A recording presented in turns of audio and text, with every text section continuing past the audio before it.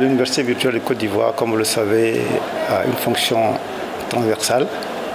Elle est appelée à appuyer les universités publiques, les autres universités publiques de Côte d'Ivoire. Donc nous avons un partenariat naturel qui existe.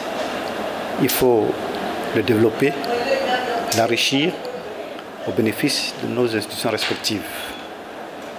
Effectivement, avec les activités de l'université virtuelle, nous pouvons, au niveau de l'université de Ndiaye-Bourgois, développer des formations importantes. Les FOAD, nous avons l'habitude de réaliser quelques FOAD, mais je pense que l'UVCI est mieux placé pour nous guider, pour nous conseiller au niveau de ces formations à distance. Ça, c'est un exemple. Mais dans bien d'autres domaines, tels que l'enseignement pratique, les travaux pratiques également, l'UVCI peut apporter beaucoup, vu les effectifs que nous avons, de par les techniques mises en place par l'UVCI. La gestion de ces effectifs élevés peut être facilitée. Même au niveau de la recherche également.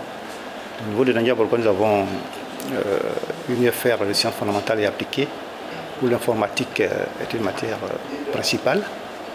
Et avec tous les spécialistes que nous avons ici à l'UVCI, je pense que la collaboration peut permettre à cette UFR et aux autres également de développer des activités, de faire la recherche de qualité et l'enseignement de qualité également.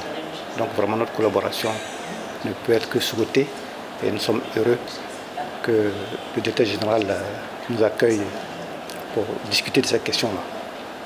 En tout cas, nous disons merci pour cet accueil. Nous sommes persuadés qu'ensemble, nous pourrons faire de bonnes choses. Nous sommes très heureux de recevoir Monsieur le Président et sa délégation qui sont venus nous rendre une visite de courtoisie pour pouvoir s'enquérir un peu de différentes activités que l'université virtuelle met en place pour développer le numérique éducatif. Comme le président lui-même l'a dit, l'université virtuelle est en appui aux autres universités, mais s'appuie également sur les autres universités. C'est cette collaboration qui est en train de se bonifier, puisque nous aurons prochainement aussi l'occasion de nous rendre dans les autres universités pour faire un peu le bilan de notre expérience en matière de numérique éducatif et voir avec les autres responsables des autres universités, des grandes écoles, comment nous pourrons améliorer ce dispositif pour qu'il puisse mieux prendre en compte les exigences de chaque université. Comme vous le savez, nos universités sont confrontées très souvent à un problème de sureffectif qui entraîne souvent une baisse de qualité. Aujourd'hui, avec l'expérience que nous avons, je peux dire en 2 promotions, nous sommes déjà un effectif de plus de 6 000 étudiants et sans perte de qualité. Donc je pense que c'est des expériences que nous pourrons construire avec les autres universités pour que, peut-être de manière hybride, on puisse permettre à ces universités d'améliorer leurs capacités d'accueil tout en améliorant la qualité de la formation. Le président a soulevé un point important, les travaux pratiques. Il ne s'agit pas de supprimer les travaux pratiques comme on pourrait le penser. Les travaux pratiques vont bien exister, mais c'est de faire en sorte qu'on puisse acquérir la pratique en peu de temps pour permettre justement de gérer au mieux de grands effectifs. Et nous avons des expérimentations ici qui pourront être mises dans la balance.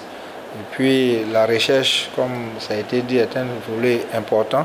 Le numérique aujourd'hui s'invite dans la plupart des recherches.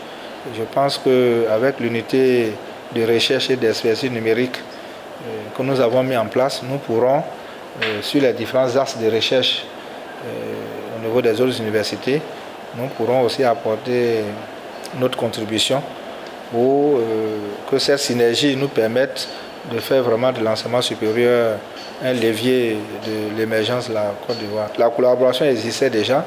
Cette visite nous permet de renforcer cela et d'aller encore plus vite.